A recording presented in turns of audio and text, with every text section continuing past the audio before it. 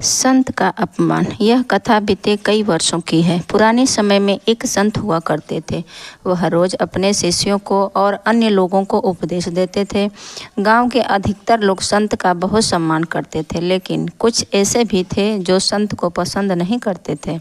एक दिन संत से जलने वाला व्यक्ति उनके आश्रम में पहुंचा और सभी लोगों के सामने संत का अपमान करने लगा, लेकिन संत ने उसे पलटकर कुछ भी नहीं कहा।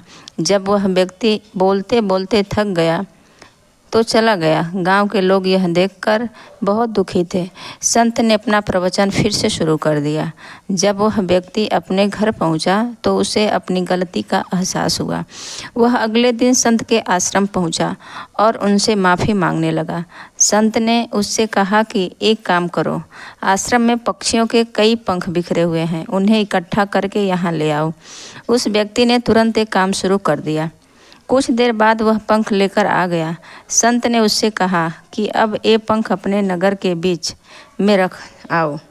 वह व्यक्ति संत की आज्ञा मानकर नगर के बीच में पहुंचा और सभी पंख रखकर संत के पास पहुंच गया। संत ने उससे फिर कहा कि अब एक और अंतिम काम कर दो, वे सारे पंख वापस लेकर आ जाओ।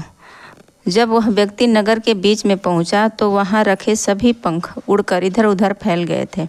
सभी पंखों को इकट्ठा कर पाना उसके लिए बहुत मुश्किल था। वह खाली हाथ ही संत के पास पहुंचा और पूरी बात बता दी। संत ने उससे कहा कि भाई, ठीक इसी तरह जब हम गुस्से में होते हैं तो जो कुछ भी बोलते हैं वह दूसरों को दुख देता है। जब हमारा मन शांत होता है तब हमें गलती का एहसास होता है, लेकिन तब हम कुछ भी नहीं कर सकते। जिस तरह सभी पंखों को इकट्ठा कर पाना संभव नहीं है, ठीक उसी तरह मुंह से निकले शब्द वापस नहीं लिए जा सकते। इसीलिए गुस्से से बचना चाहिए और कुछ भी बोलने से पहले 100 बार सोचना चाहिए और इस समय बहुत सतर्क रहना चाहिए। धन्यवाद।